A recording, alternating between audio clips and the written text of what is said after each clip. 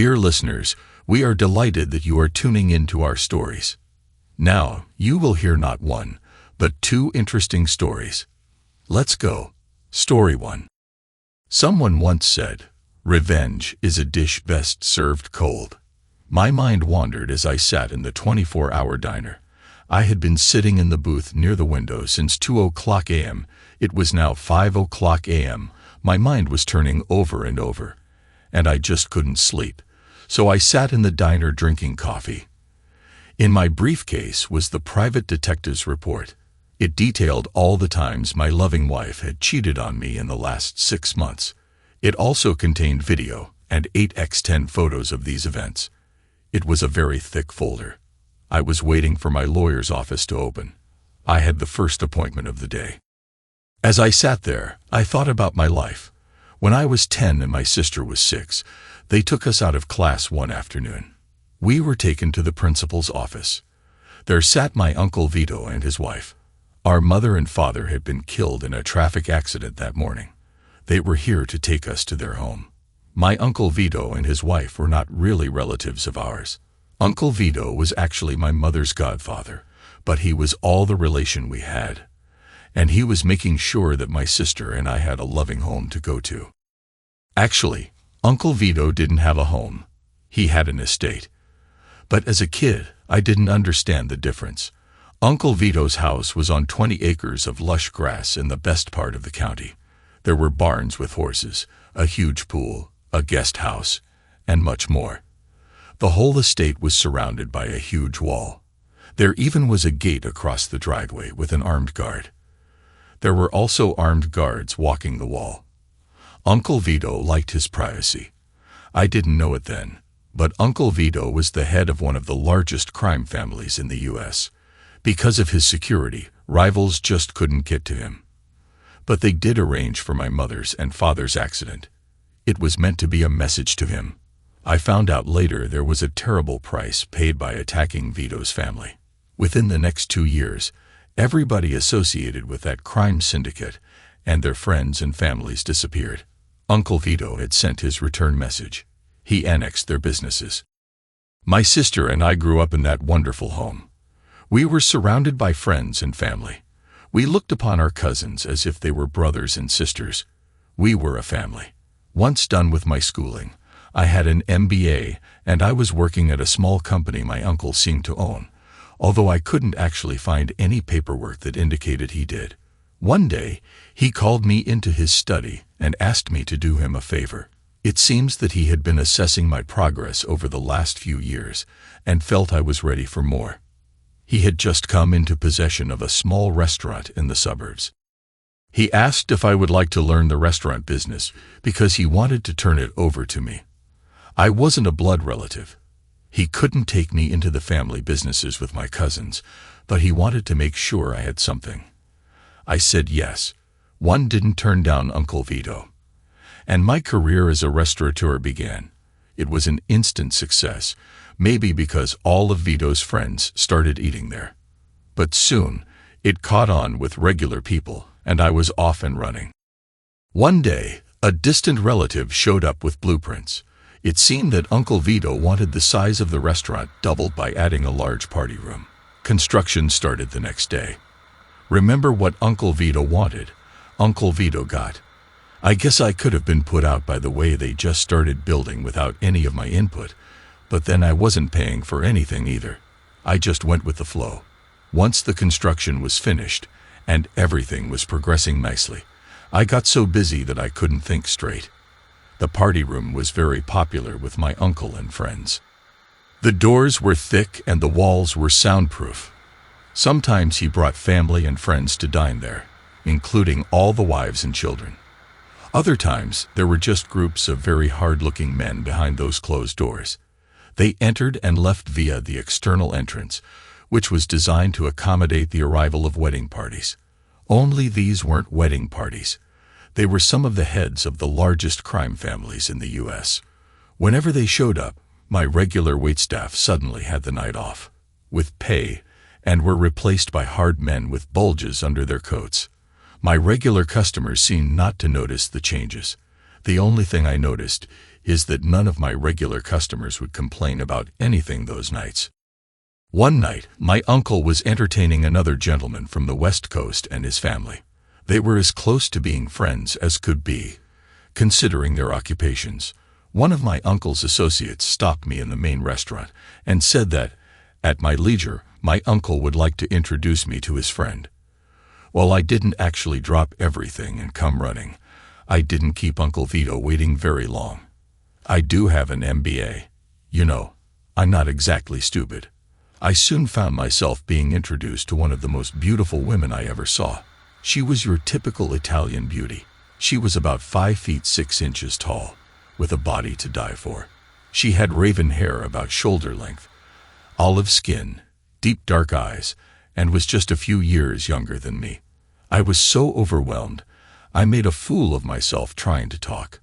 I think it was at that point I fell in love with her.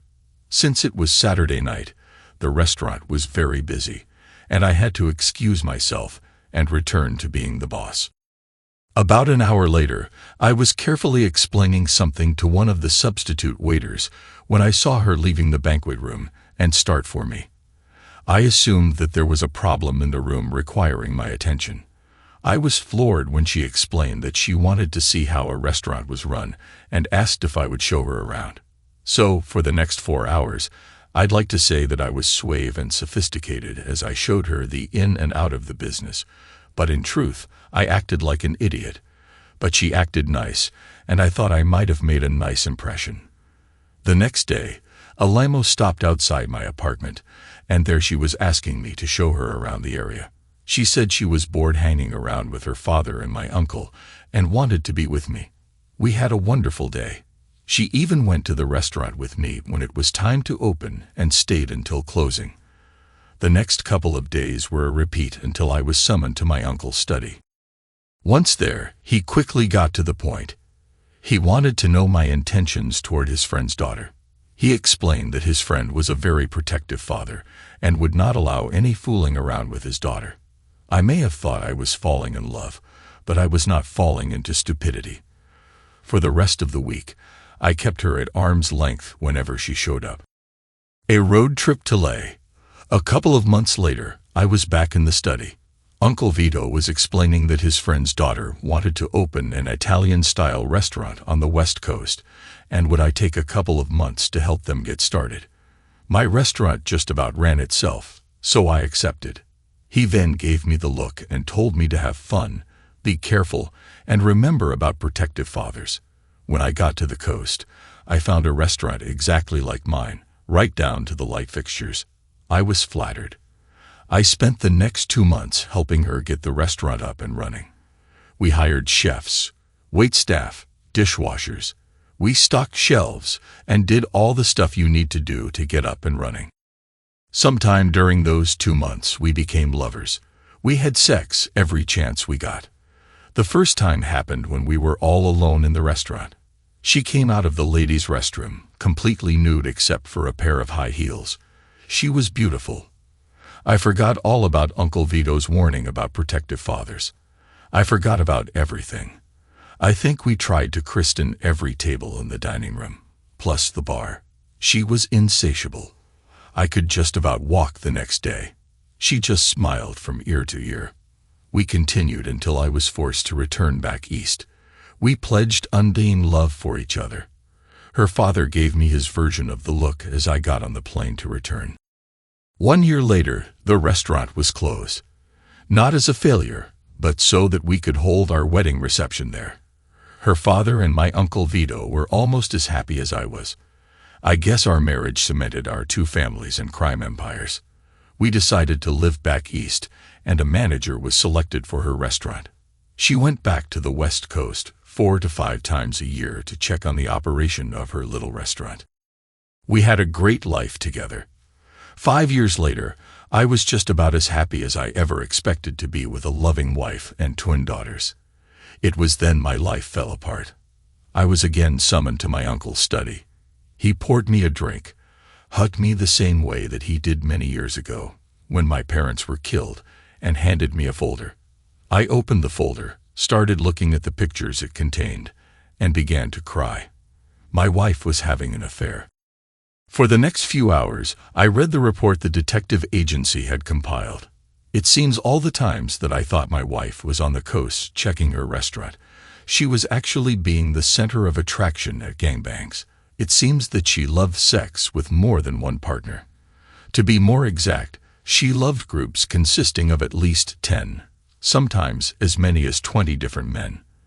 There were men of all races and colors. From looking at the pictures, she didn't discriminate at all. As I looked at the pictures, I saw her doing doubles and triples. The men were standing in line waiting their turns. They were in her every hole. She was lying on her back, kneeling on all fours, riding them like a cowgirl. If there was a position, she was in it. She was an equal opportunity gangbang. She would take all comers. There was also a DVD. My uncle explained it was video of some of her sessions in living color and sound. I watched it.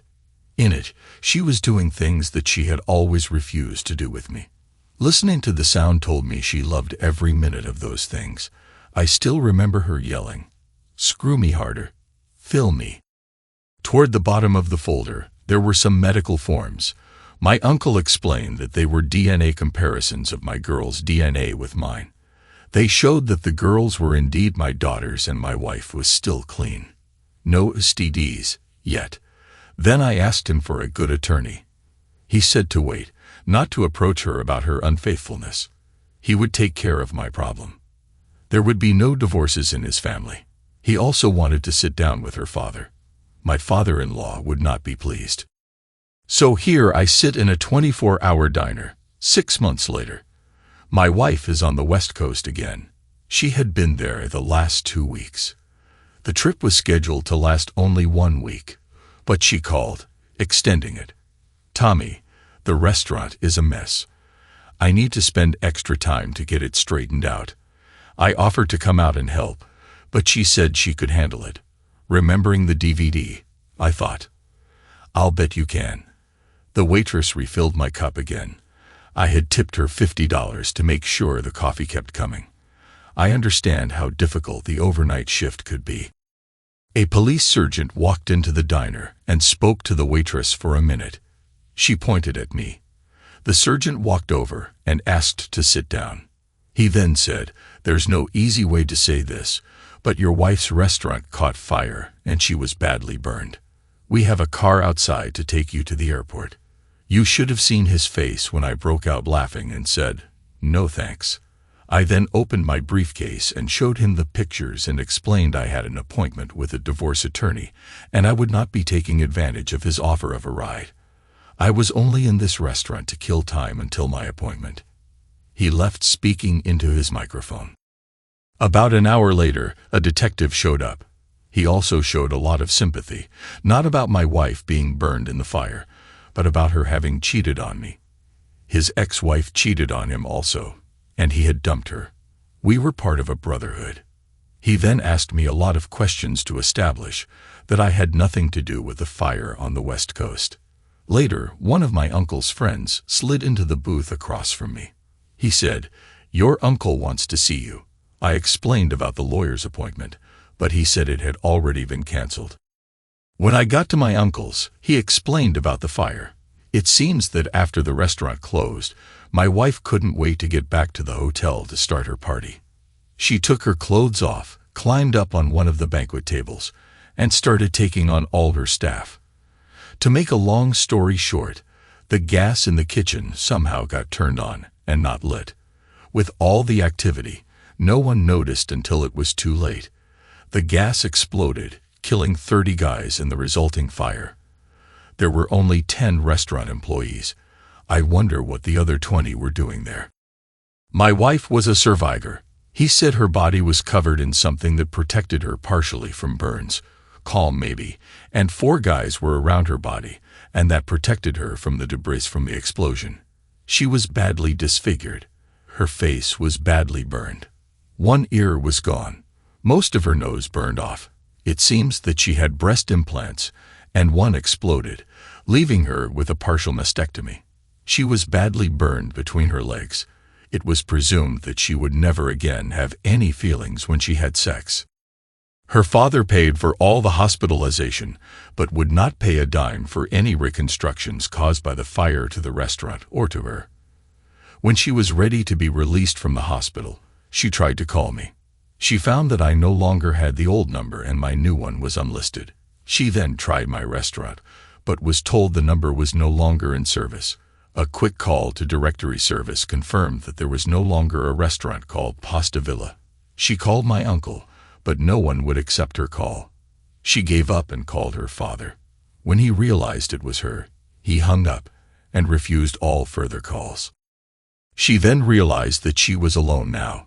Her face was so badly disfigured that she wore something like a ski mask whenever she left her small apartment. If she forgot to wear it, small children would scream, and adults would look away. A few months later, she was back in the ER, a failed suicide attempt. She was committed to a state institution for her own protection. It was assumed that she would never regain her sanity. I got the marriage annulled. Eventually, I met another woman. My girls loved her, my uncle loved her, and all the family loved her. We were married about 2 years after the fire. Among all the gifts, we got a very nice wedding present from my ex-father-in-law. When I called him to thank him for the gift, I explained that I wanted him to continue to be in his granddaughters' lives, and if he couldn't come east to see us, we would be glad to go west to see him. When he was thanking me, I could have sworn I heard his voice break, but I could have been wrong. He was a very hard guy. His nickname was the Fireman. It's a shame his daughter had not remembered that. And now, the second story. But before we begin, please pause the video and leave a comment about what you think of the first story. Done. Then let's continue. Story 2. I arrived home on a Friday night, thinking that after a tough week on the flight line, I could enjoy myself in the company of my pretty wife. 3 kids, out of the house and more or less on their own, after 22 years of marriage. Maybe we could go out and have a pleasant evening. My name is David Collins, mild-mannered A and P mechanic and crew chief of arrivals and departures, day shift, for United Airlines, after 25 years of working the garbage shifts. My wife Judith Collins was the charge nurse at Central Hospital, day shift, labor and delivery. Both of us making good money, me just a little more than her union. You know, but comfortably upper middle class. I pulled the pickup into the garage in its usual spot and closed the garage door. If we were going out nice, it would be in her Lincoln Navigator. If it was country/western night, my F-250 was the chariot of choice. The night would be my wife's choice, wasn't it always? Either way, it didn't bother me. If Mom is happy, Daddy is ecstatic. I walked into the kitchen from the garage and perused the mail on the kitchen table. I heard a noise upstairs, and then the padding of little feet coming down the steps. My attractive 42-year-old wife entered the living room in a shorty robe that never ceased to get me excited when she wore it. "Oh," she exclaimed, "you're early. I didn't expect you for another hour or so." I looked at my watch and realized I was early, but not that early. What gives? Where are we going? Well, I am going out. I don't know what you are doing. Okay, my weekend just went as crap. What do you mean? You're going out. Where? And with who? Her eyes strayed to the small overnight bag at the end of the couch. I have a date with William Strathmore. It's for the weekend. I'll be home Sunday night, and we will talk about it. What the heck did she just say?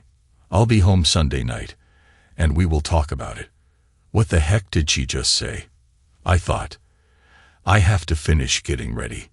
She turned and raced upstairs, and I heard the door slam. The heck you will, I said. My first thought was I needed reinforcements. I pulled out my cell phone and speed dialed my daughter. I was not going to be made the bad guy by he said, she said. "Hello, Daddy. What's up?" She answered cheerfully. I grabbed her mother's purse and emptied it onto the coffee table. "I need you to get over here right away. Your mother hurt her head and she needs us." "I've got to go." "Daddy? Dad?" I heard as I hung up. The next call was to my number one son. He got the same message with the included, "Call your brother and tell him to get here quick." "Dad, what the heck?" as I ended the call. Then I speed dialed her parents and said the same thing. There was equal confusion at their end, and some yelling as I disconnected the call. Judith's pocketbook spilled the usual contents: credit cards, keys, a 12-pack of Trojan condoms. I had had a vasectomy and a confirmation email from the Marriott Hotel in Kenilworth, rooms 703 to 710. The heck you will, I thought. William Strathmore was one of the pediatric surgeons at her work. I had met him at the hospital Christmas party several times in the past 5 years, and the guy was slimy. And that was the best thing I could say about him. His wife was drop-dead gorgeous, but I got the impression she had had it with him. I confiscated her credit cards and her car keys. Then I took the email and put it in my pocket. Just in case, I picked up her cell phone and unlocked it. Her code was our anniversary date, and the number 3 for our children. Security. She was still busy upstairs, so I got a hold of the emergency call list from her job and looked up the good doctor. His cell phone would not help, but his home phone might. I dialed it, and after 2 rings, someone answered. "Oh, honey, I was waiting for your call. I don't recognize the number, though. Is everything all right?" "Is this Mrs. Strathmore?"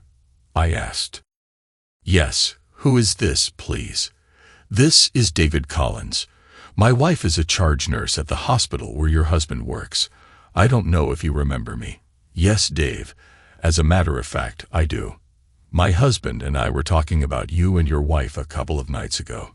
I was expecting a call from William when you rang. What can I do for you?" "So your husband is not home?" I asked. "No, he's in Boston at a surgical conference. Is everything all right?" "Look, Mrs. Strathmore, I don't know how to say this, but I don't think he is. I just had a confrontation with my wife, and she told me she was going out on a weekend at the Marriott in Kenilworth, ending on Sunday night." "What? What are you saying?" "I think we are both being lied to. I have an email confirmation for the rental of 7 adjoining rooms on the 7th floor from today through Monday." "I saved your number, Mr. Collins.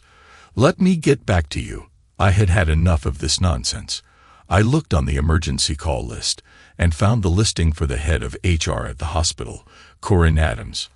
I knew her. She and my wife were good friends. I knew her husband. He was a police detective sergeant. I dialed her cell. Almost immediately, she answered. "Hello. Who is this?" "Corinne, this is David Collins, Judith's husband."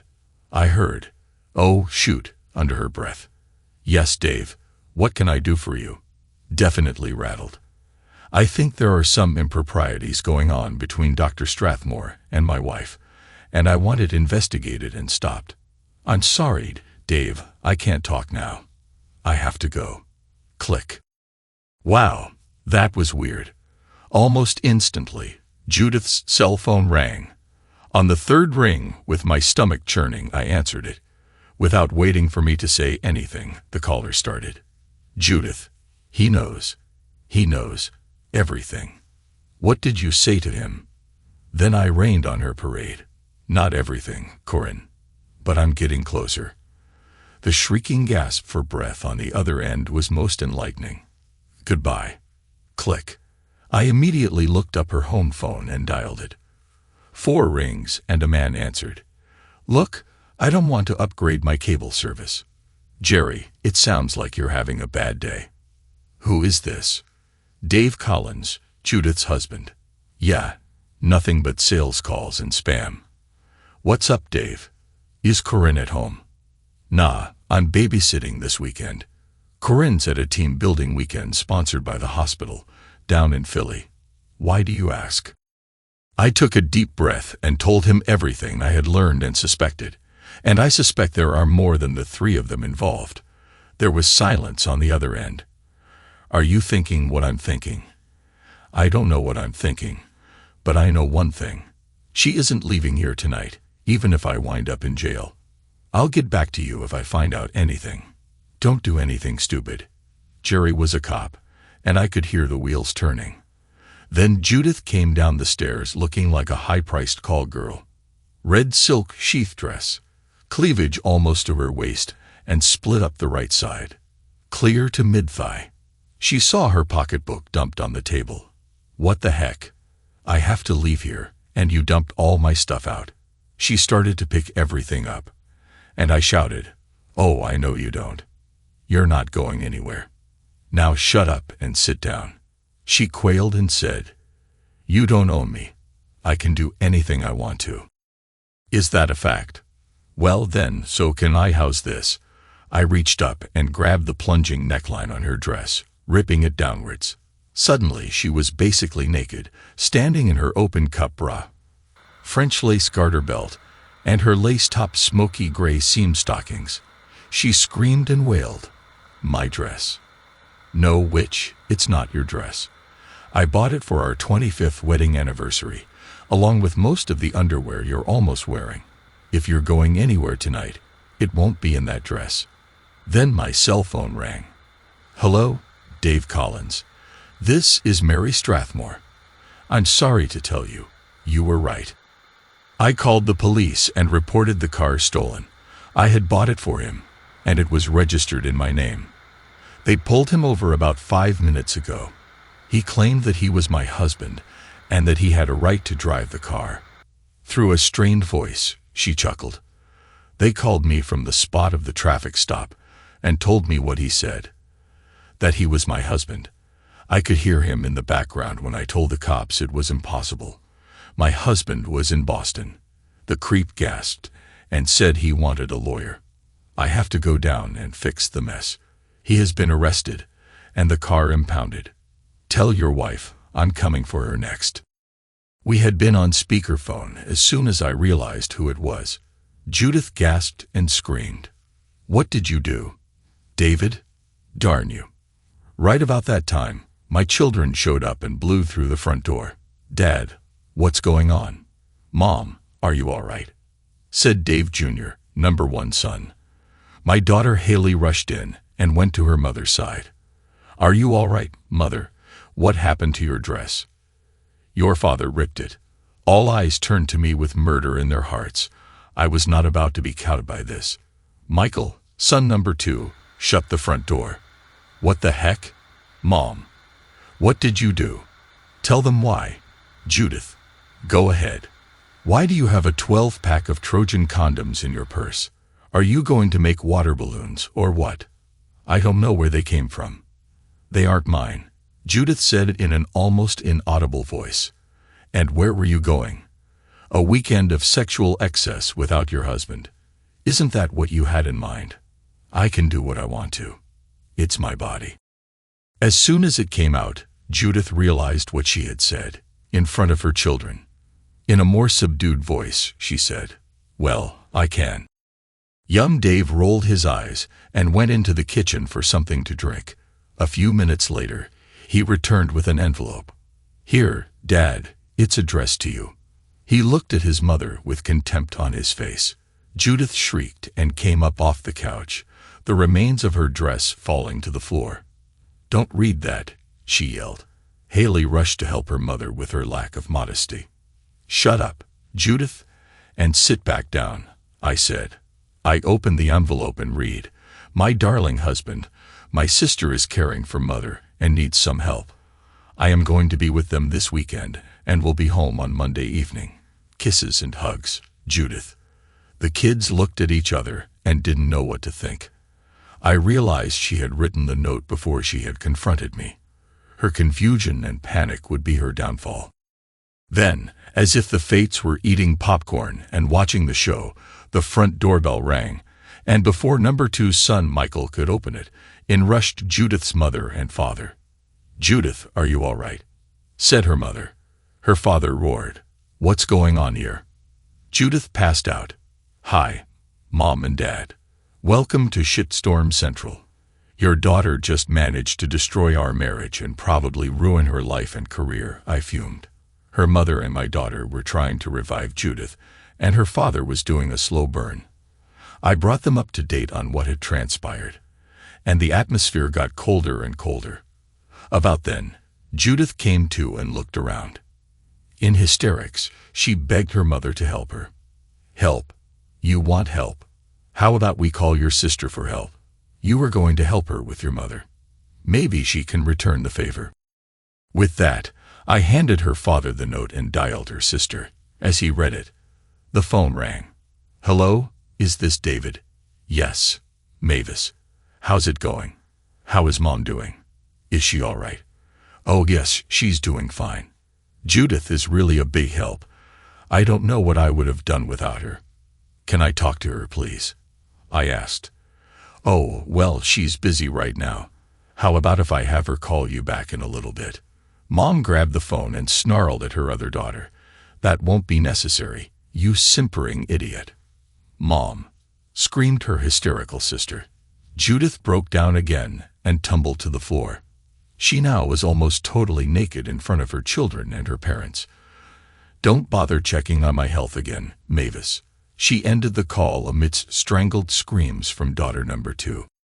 About that time, my phone rang again. Hello. I answered. David, this is Jerry. He sounded like I felt. You were right. I got a search warrant for the 7 rooms at the Marriott. We raided them based on the missing persons warrant I had sworn out and found 12 other individuals, including my wife, 3 male doctors, 4 female doctors, 4 female nurses, and 1 other female HR team member. And my wife. I'm sorry, Dave. Really sorry. So am I, Jerry. But it is what it is. Thank you.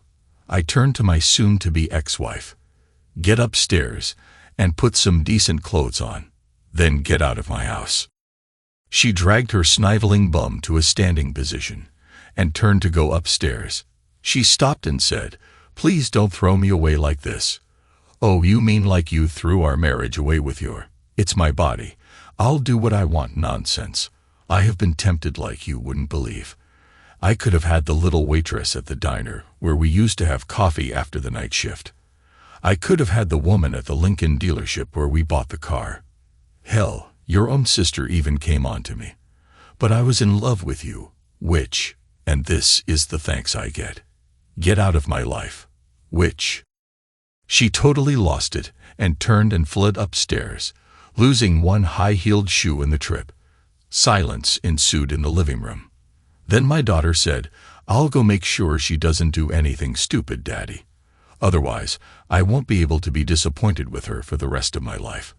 She came downstairs about 30 minutes later with a suitcase, dressed in jeans and a sweatshirt. Her makeup and hair were a disaster. My oldest son stopped her on her way out. Don't worry, Mother. Adrian and I will schedule the wedding so that it won't interfere with one of your sex fests. Not that you'll get an invitation. Maybe Dad can bring a new girlfriend. Adrian was Dave's serious girlfriend, but we didn't know how serious. Until now. Judith had stopped at the front door and lost it. Her mother ushered her out. Her father turned to me. Anyway, past all this, she obviously needs some help, but it doesn't seem like anything happened. She can talk to my lawyer about it. Remember, son, she loves you. I looked him square in the eye and said, funny way of showing it. The funny thing was that they all threw the same excuse out. Consenting adults, not doing anything wrong, until they got caught. Then it came to light that the good doctor had used a company, hospital, credit card to rent the rooms and pay for the booze and food for the weekend party. The hospital tried to dodge the publicity, but 8 of the participants were listed as being on the clock or at some bogus official seminar or hospital function. When this came to light, several marriages exploded. This was not the first party, but it sure was going to be the last. I filed for divorce, but I'm basically a mild-mannered aircraft mechanic, remember?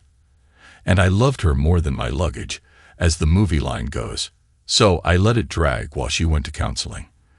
The kids were there for me and thought that at least I was making an effort, but it hurt so much, and it just came out of the blue. How could I have been so blind? United Airlines was very sympathetic and I got extended medical leave. She lost her job along with everyone else involved. The good doctor was let go and then sued and prosecuted. Corinne lost her job, as did her number two. A severe nursing shortage occurred and several doctors' positions opened up.